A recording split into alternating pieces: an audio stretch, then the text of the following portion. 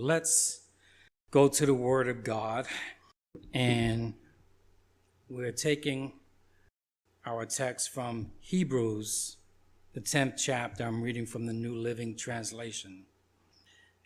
And let us not neglect our meeting together, as some people do, but encourage one another, especially now that the day of his return is drawing near.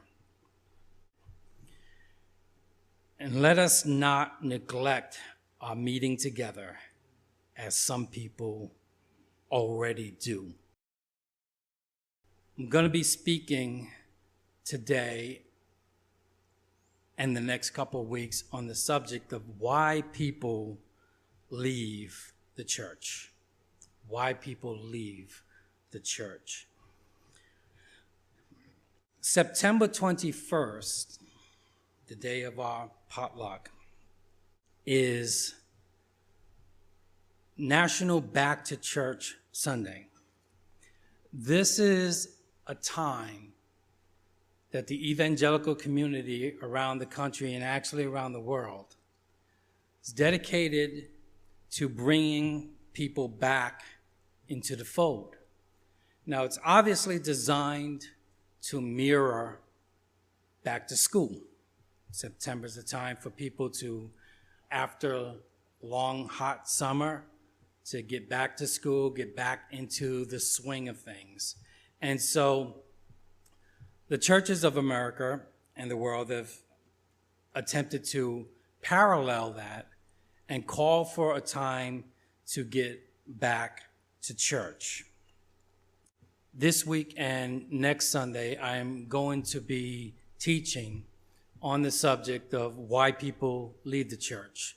So I'm going to switch from my preaching mode into my teaching mode because it's an important topic, not just to prepare us for the actual Back to Church Sunday that we want to participate in, but to lay out some good principle and foundational understandings about what happens in churches, how to grow the church, why people leave, what we can do about it. So this week and next week, I'm going to be speaking on this subject. I'm going to be teaching. So it is a time, in fact, to take notes, stir up questions in your mind, and really ponder it, because it's going to make us a better church. It's going to make you a better Christian. It's going to make you a more effective Christian. Why go after people who leave the church? This is the first question that we want to tackle. Why do we bother? If they left us, let them go. Should we be going after them? Why do we bother going after the church? Should we just let things be the way they are? If they want to come back, let them come back. If they don't, they don't. Well, the Bible speaks about the lost sheep and the shepherd. What man among you, if he had 100 sheep and has lost one of them, does not leave the 99 in the open pasture and go after the one which he lost until he finds it? Okay, there seems to be the mandate of a shepherd's heart cares about the one that may have left. And I like this verse because it says that he leaves the 99 and goes after the lost until he finds it. He doesn't give up. It's not, well, I made a phone call. Well, I sent them a card. He pursues that person until he finds them. Now, I was not raised in Rhode Island. I was raised in Brooklyn, New York. And New York, this here is not a festival, by the way. This is kind of an average street. There's a lot of people in New York City, and there are a lot of churches in New York City. Now, I've been in the church nearly 40 years, and I've been a pastor for close to those 40 years. I wasn't raised in Swansea or Dighton. I wasn't raised in Pawtucket. And because I lived in an environment like this, I had some unique exposure and experiences to a variety of churches. I'm not saying these things to imply that I know it all, because I don't. I don't know it all. I've been in a variety of churches. I've seen countless styles, forms, denominations, large churches, small churches. I've been in many of them. I preached in many of them. And again, this doesn't mean that I know more. What it does mean is because of that, I've actually made many of the mistakes that I'm going to talk about. I've seen many mistakes, and I've made many of the mistakes myself. I'm attempting to share with you in this study here the things that happen in churches that prevent growth, that encourage and foster departures. I'm going to show you 6 reasons why people leave the church. Now, let me explain what I mean for that, because there are thousands of reasons why people can leave a church. Some are legitimate. Some are amazingly ridiculous. And people leave the church because they discern that there's false doctrine there, that it's an ungodly environment, and they leave. And then there's some that leave for the silliest reasons. And I've heard hundreds of such reasons, good and bad reasons. I know a guy who left because he didn't like the pastor's voice. Not mine. I wasn't the pastor. But honestly, it just irritated him. He didn't like hearing the pitch of his tone, just didn't like it. Those who know me know that I've been known to be somewhat controversial. I've been known to come up with an angle of scripture or a topic that is very different from things you may have heard before. Well, I've had people that have left my church and have left my life because of that. I had one guy who says, "Rev, I hear what you're saying, and it makes sense. The Bible does say that. But how come no one else seems to say that?" And he says, if what you're saying is true, then why aren't we hearing it from other pastors in other churches? I said, well, I can't answer that. But that was more than this man was willing to deal with. And he left. He left my church and he left my life. And when something like that happens, there are basically 3 choices. He could either say, well, you know what? I'm going to sit and listen and see, maybe God has something to say to me. That's one choice. Another choice is for the Rev to say, well, all right, I won't do that anymore. And those who know me know that ain't going to happen. The third choice is he can leave, which is what he did. But you can't have all 3. Something is going to give. So while there are thousands of reasons why people can leave a church, I have discovered that there are basically 6 reasons why most people will leave the church. So what I mean by that is a good 80%, a majority of people that leave the church will leave for one of these 6 reasons that I'm going to give you. Some of those reasons you can do something about.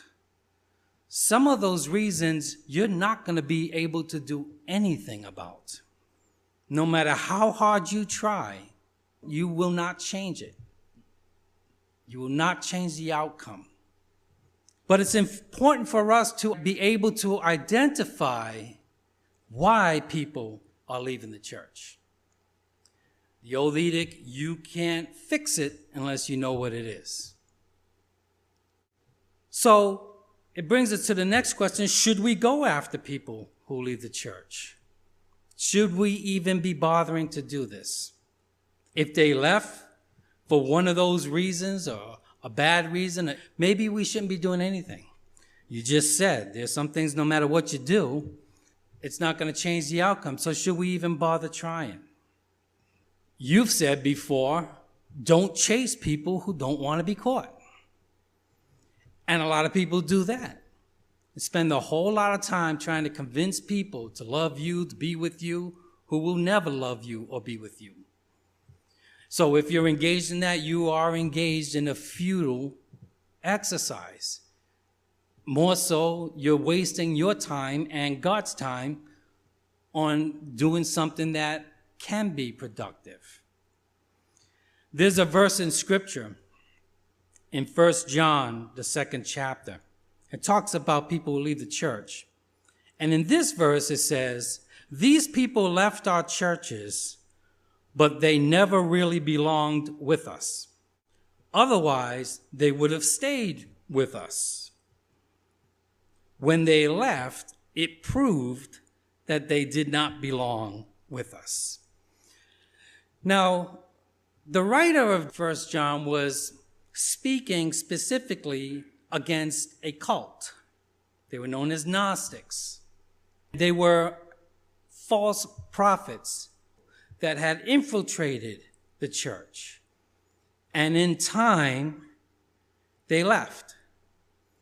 And so the writer here is saying that those people that left because they never really were part of us to begin with. And the fact that they left proved that they weren't part of us. But again, in my many years, I've seen people, churches, pastors, take this verse and twist it and attempt to apply it to anybody who leaves your church. And we take this hostile stance that if you left the church, you were never really part of us to begin with. And the fact that you left the church proves that maybe you were never even saved. Because if you were saved, you would have stayed with us. And I've seen pastors preach that. And I've seen churches adopt that ugly spirit who believes that if anyone leaves a church, they're the enemy. But like we said, the enemy is not just anyone who happens to leave your church. We all are very familiar with this classic scene. You don't have to answer that question. I'll answer the question. You want answers? I think I'm entitled to. You want answers? I want the truth! You can't handle the truth. Classic movie. That often is the attitude that churches adopt. They leave the church because they can't handle the truth. And if that is your position, and we usually apply this, by the way, to people who've been in churches for a while. You come in for 2 weeks and you disappear, nobody thinks about you. But for that person who's kind of been around here for 5 years, 6, 7 years, all of a sudden they leave because they can't handle the truth. We're preaching the truth. We're giving the real gospel. We're calling for holy living, and they don't like it. And that's why they left. Leaving your church doesn't mean leaving the church. Not everyone that leaves your church means they're leaving the church. And so we have to adjust our thinking sometimes. Because if you think people who leave your church leave because they're backsliding, leave because they're of the devil, leave because they don't love God like you do, then obviously you're not going to do a whole lot to try to bring them back. Just because they leave your church doesn't make them the enemy. Just because they left your church doesn't mean they left the church of God. We ask the question, how can we make our church grow? We want the church to grow. How can we make the church grow? What can we do to make churches grow? I hear the questions all the time. It was questions that was asked when I came here. The better question, though, is often, what's stopping our church from growing? If you can figure out what's stopping your church from growing, you will be amazed at the growth that your church will have. In fact, you could do a whole lot of things right, but if you don't fix the problem of what's hindering your church, you'll be running around in circles. How do you close the back door? Because as many people that might come into your church, if there are certain things that don't happen, they slip out the back door. Metaphorically speaking, of course. Sometimes literally. We're familiar with a thermostat. When you set a thermostat, no matter what happens, the temperature is never going to go beyond what that thermostat is set at. And there are churches, there are pastors that have set their thermostat at a certain place, and because it's set at that place, that church will never go beyond that. It will never grow. Sometimes it's what we do and how we do that sets the thermostat, that keeps a church at a certain place. It could be the music. It could be your environment. It could be a parking situation. Many times the thermostat is a person. Don't go looking around. But there are people in your church. As long as they're there, they're going to have a lot to do with the thermostat that's set. And people and the church will not grow. That's why in getting to should we go after people that leave the church, some people who leave the church is the best thing that can happen to your church. Not that you don't love them, and it doesn't even mean that they're necessarily wrong or evil. But there are certain people that force your thermostat and will put a ceiling so that the church will not grow. We have certain expectations that we bring in that will set the thermostat. I've had people come up to me in the brick and they say, wow, I like this. I like a small church. And I understand what they mean by that. Of course, I'm thinking like, well, if you like a small church, you might not like us a year from now because we don't plan to stay small. So what happens? That person is here with a certain expectation. I want small. And if you get enough of those people, guess what? You got a thermostat now that will hinder, unconsciously prevent your church from growing because there are too many people there that don't see it that way, and they prefer to have it the way it is. So how do you close that back door? We talked about things like this, how we view newcomers. There are some churches that don't grow because we don't like new people. We like to see the crowd. We like the money that they may put in the offering, but we really don't want them messing with stuff too much. And so most new people was viewed right away as assets or liabilities. There are people, we see them just looking at them, and we say, we could use that person. It's usually on physical appearance. If they look like they're suit and tie and got money, we could use them. Let somebody come in here looks like a junkie. Let a transvestite walk through the door.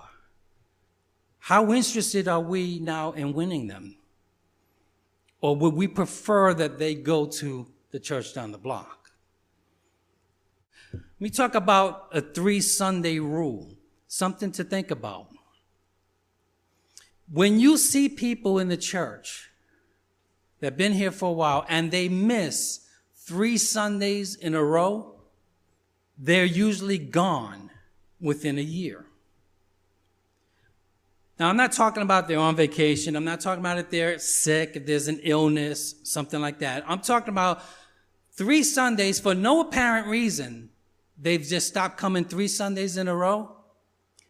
Statistically, that person will be gone within a year. When I used to take long bus rides, we would pull into a stop station, and the bus driver would get out and just say, look at the person next to you. And we go have 20 minutes, coffee break, what have you. Everybody gets back in the bus. Now, the bus driver doesn't know everybody in there, but he assumes that you know the guy who was sitting next to you. And if you're there and the person that is sitting next to you is gone, well, you stop the bus and say somebody's missing. Who is the person next to you in the church? I don't mean sitting next to you, of course. I mean, who is the person next to you in your life where that if you're missing, they would notice? And if they're missing, you do notice. This is what happens with that 3 Sunday rule. You don't go to church because something's going on in your life. You're discouraged, you're depressed, and you stay home. And you stay home for 2 weeks. Then you show up back in church, and it's like you were never even gone. Nobody called you while you were out. And when you got back, no one noticed that you were back. And you know what the devil says to that person's mind? They don't care about you. You could be dead. They wouldn't even know it. So why are you bothering with this church? Take notice of people who aren't here. Take notice of someone who's missing in action. Now, I don't mean go up to them and you weren't there Sunday. Where were you? No, you don't do it that way. But when you see them, like, hey, missed you last week. So glad to see you. You don't have to get into their business, but that says something to them. That says there's a people who care about me. There are people that I matter to. These are people that are less likely to leave in the first place. Let me move on real fast. There's been statistical studies on how and when people leave churches. And over the course of 1 year or 12 months, people leave the church at 3 specific times. Now, obviously, they can leave any time within a year, but they tend to leave at certain times in the course of 12 months. The highest dropout rate comes within the first 2 months. Most people who would come in as first-time guests, they hang around for a while. Most of them, if they're going to leave, they will leave within this first 2-month period. For some people, it's 2 weeks. For some people, it's 2 months. For some people, it's 2.5 months. But within that time range, most people will leave. That's the highest dropout rate. Then there is a second dropout period. And that happens within 6 months' time. So you have someone join the church, been here for 4 or 5 months, and you're thinking, wow, they're good. 6 months later, they're gone. And quite a few people leave at this 6-month range. And then there's a smaller departure toward the end of a 11, 12 months. You see a smaller group that tends to leave. Now, the thing about this is that they leave for different reasons. While they leave at different times, they don't all leave for the same reasons. People who leave during this first section, it often has to do with how they got here. They were aroused. They were excited. It was exciting. The preacher was crazy. He stomped his foot. They never seen anything like this. And so they're all riled up, and that's kind of what drew them in. And then after a while, it's like, yeah, okay, he's getting kind of tired. And they tend to leave. The second phase during the 6 months, they leave, but it's for a different reason now. They're leaving because they've been here for 6 months. They really don't know anybody. Been coming here for 6 months. I love the church, love the preaching, love the singing. Just really don't know a whole lot of people. And then a third smaller group, that has to do more with convenience and geography. You know, I love the church, love the people, but you know what? 40-minute drive in the snow is just too much. And they tend to leave for that reason. So let's deal with this first section. What can we do about that? Is there anything that we can do about that? If people have left within that time frame for that reason, what can be done about that? Well, if they responded because of the excitement, because it was spectacular, then the strategy for that is big events. They usually come in because of big events. This is when you see these Billy Graham crusades.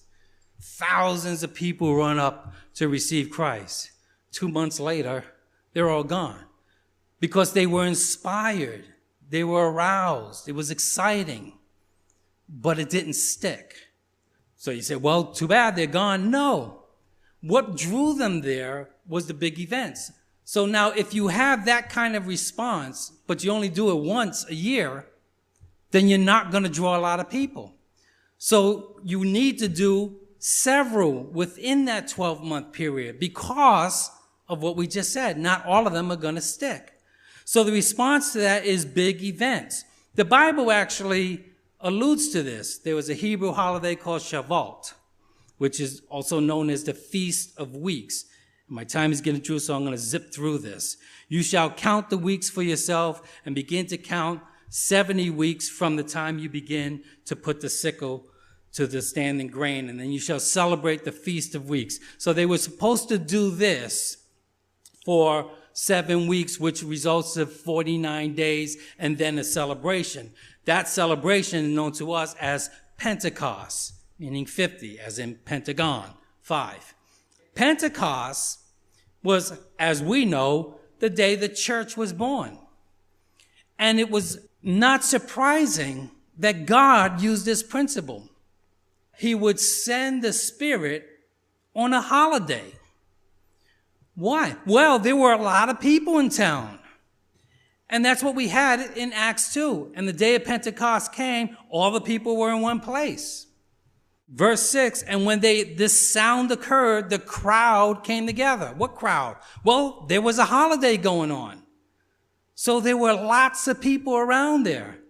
By the end of this service, so they who had received the word were baptized, and that they were added about 3,000 people. The first church was a mega church. So it capitalized on big events. Now, the churches of America actually have a couple big events already built in. Christmas. And then with Christmas, you can do a Christmas Eve service. You could do a Christmas dinner or party. So we kind of already have that established. And the brick churches had that. One of our biggest services is Christmas Eve service. The place is packed. It's a big event. Well, where are they after that? Well, they're gone.